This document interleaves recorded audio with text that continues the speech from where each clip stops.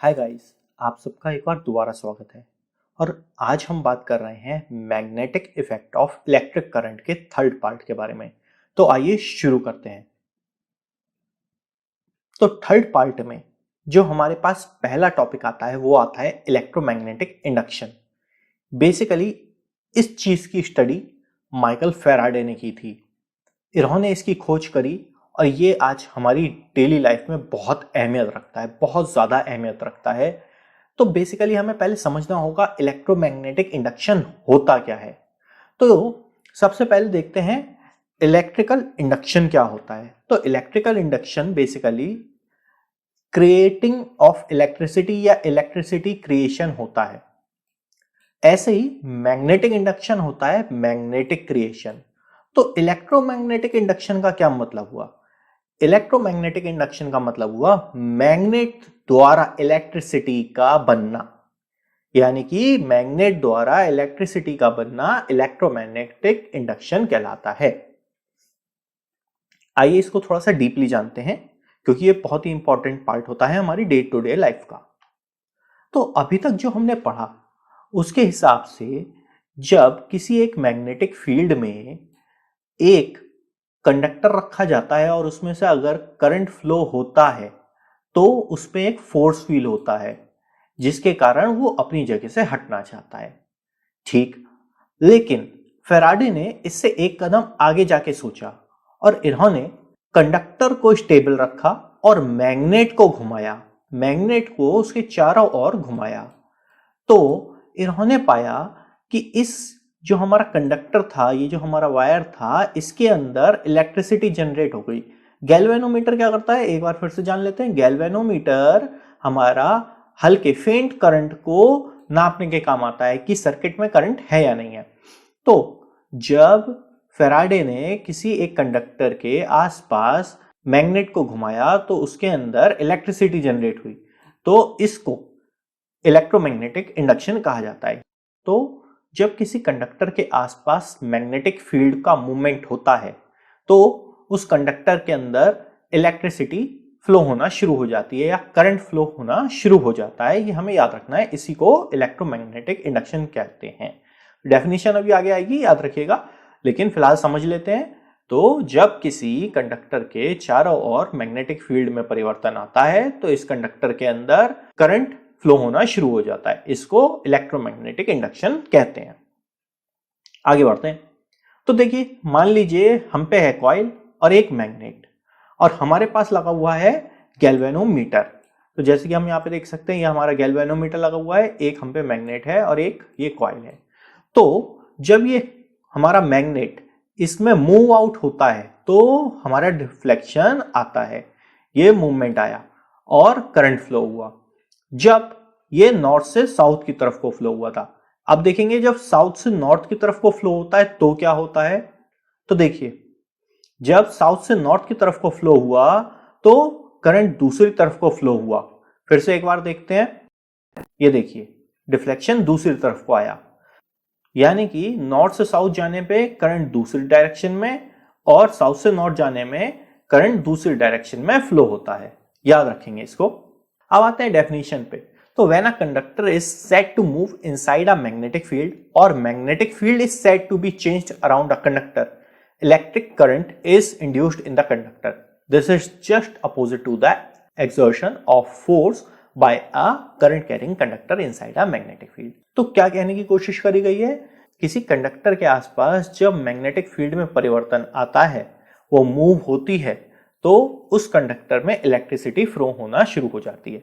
अब आते हैं फ्लेमिंग के राइट हैंड रूल पे। तो बेसिकली ये डायरेक्शन जानने के लिए होता है कि हमारे फ्लो की डायरेक्शन क्या होगी और करंट फ्लो होगा या नहीं होगा। ये भी बहुत इंपॉर्टेंट पार्ट है।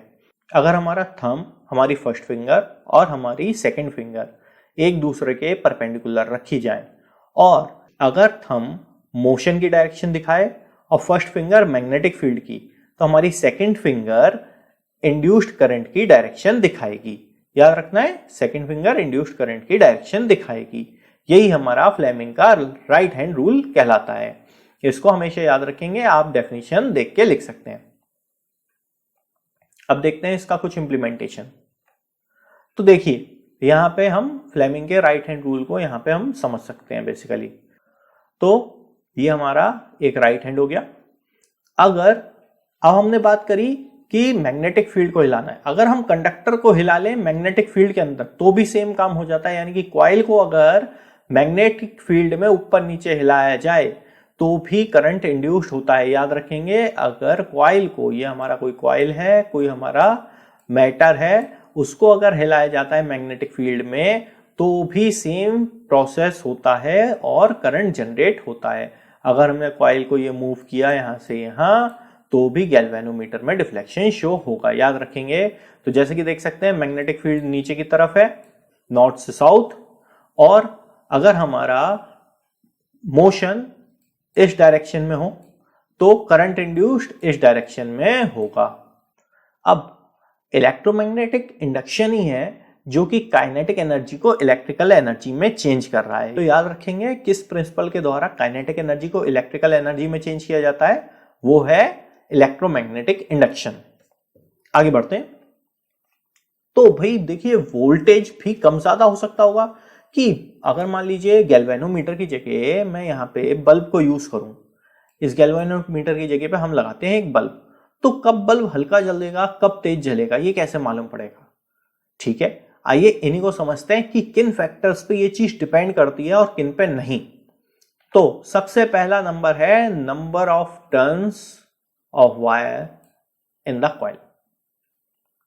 तो बेसिकली जितने ज्यादा नंबर ऑफ टर्न्स होंगे कॉइल में उतना ज्यादा इलेक्ट्रिकल एनर्जी हमें मिलेगी। यानी कि अगर हम नंबर ऑफ टर्न्स को बढ़ा दें तो हमें करंट भी ज्यादा मिलेगा। तो सिंगल लूप के मुकाबले में 20 टन वाली कॉइल में 20 गुना करंट हमें मिलता है।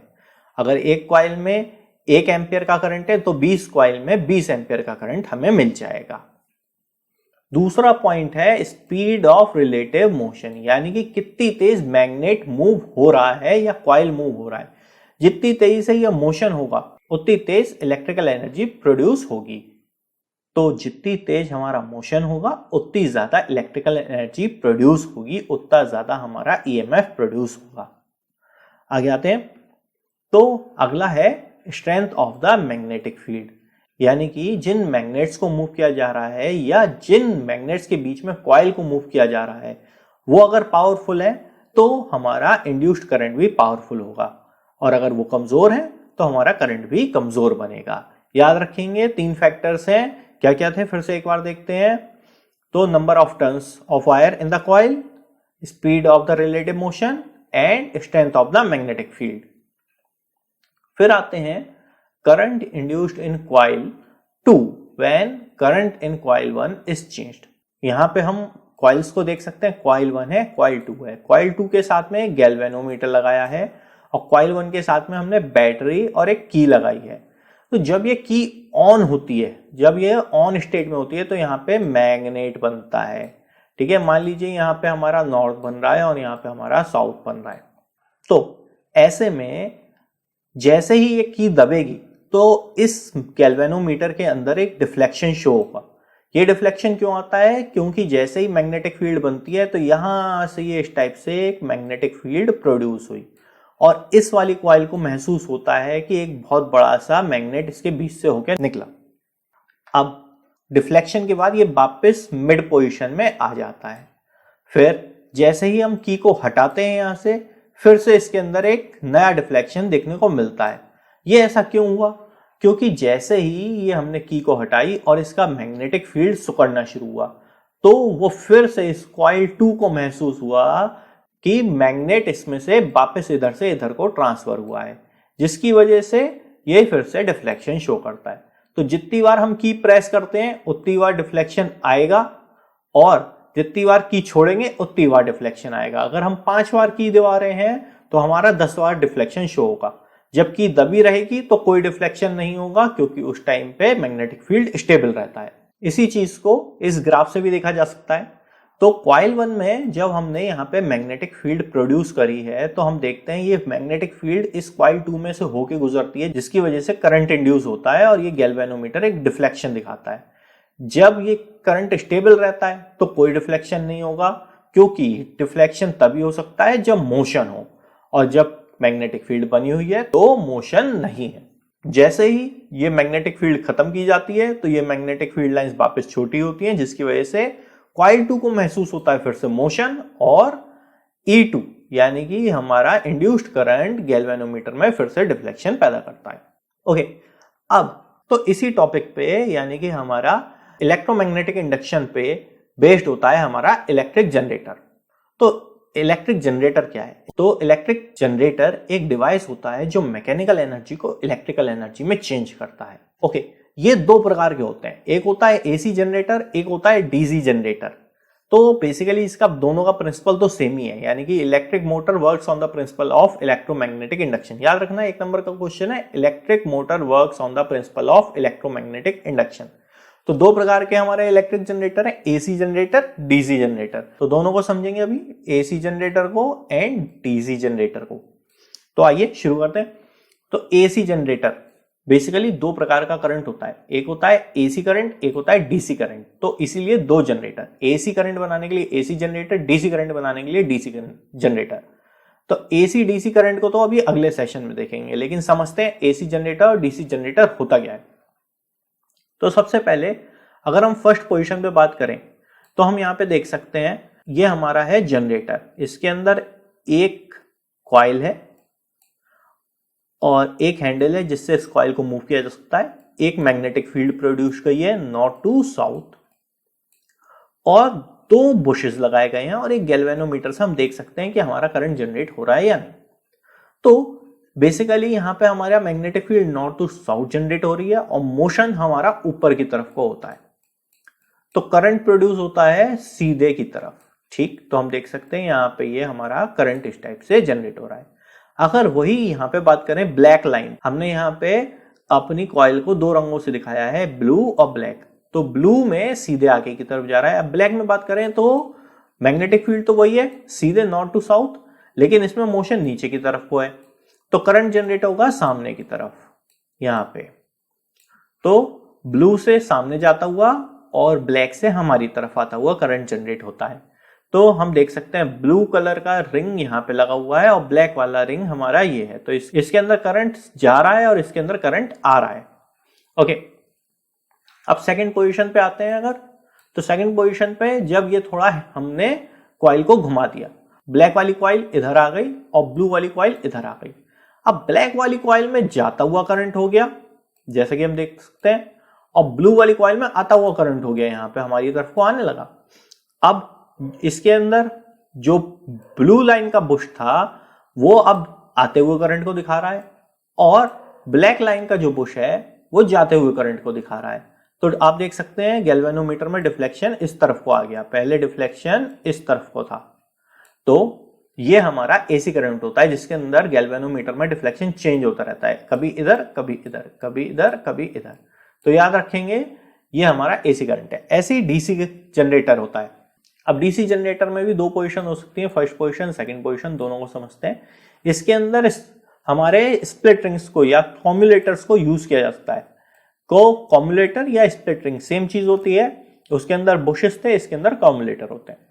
होता क्या है, मैग्नेटिक फील्ड पहले की तरफ प्रोड्यूस करी गई है, वही ब्लू और ब्लैक लाइन से दिखाया गया है। ब्लू लाइन हमारा गोल्डन से जुड़ी है और ब्लैक लाइन हमारे व्हाइट से जुड़ी है, और ये पॉइंट हमारे गैल्वेनोमीटर में लग गए आके, ठीक है। तो बेसिकली पहले की तरह अब magnetic field north to south और मोशन ऊपर की तरफ को है, तो करंट जनरेट हो रहा है सीधे सामने की तरफ को। ऐसे ही ब्लैक लाइन में हमारी तरफ को आता हुआ करंट जनरेट होता है। तो येलो स्प्लिट रिंग में जाने वाला करंट है और व्हाइट स्प्लिट रिंग में आने वाला करंट है, ठीक है। तो हम देख सकते हैं डिफ्लेक्शन इस तरफ को शो हो रहा है। ऐसे ही अगर पोजीशन बदल दी जाए, यानी कि कॉइल को आधा घुमा दिया जाए, पहले कॉइल इधर को थी, अब हम देख सकते हैं हैंडल इधर को आ गया। तो जब कॉइल घुमा दी जाती है तो हमारा मैग्नेटिक फील्ड तो पहले की तरह ही है। मोशन, अब ब्लैक लाइन जो कि पहले नीचे जा रही थी वो अब ऊपर जा रही है, ठीक है। तो ब्लैक लाइन ऊपर जाने लगी तो मैग्नेटिक फील्ड यानी कि हमारी नॉर्थ टू साउथ है, मोशन ऊपर की तरफ है, तो करंट इंड्यूस्ड हो गया सामने की तरफ को। ऐसे ही ब्लू लाइन में नीचे की तरफ को।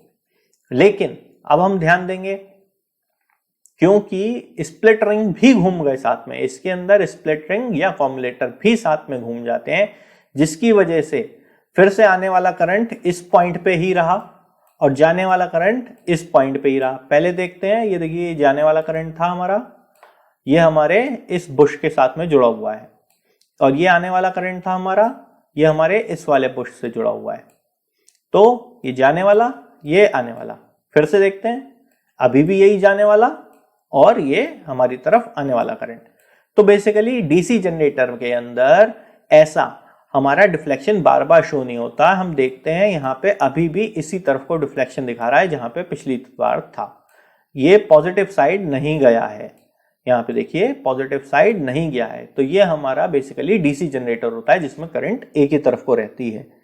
ओके, ये है पार्ट 3 का एंड बेसिकली। अब पार्ट 4 के बारे में बात करेंगे, जिसके अंदर हम एसी करंट और डीसी करंट के डिफरेंसेस को जानेंगे और कुछ डोमेस्टिक सर्किट्स को जानेंगे। तो बने रहिए हमारे साथ। अगर आपको वीडियो पसंद आया हो तो लाइक शेयर सब्सक्राइब करना ना भूलें। धन्यवाद।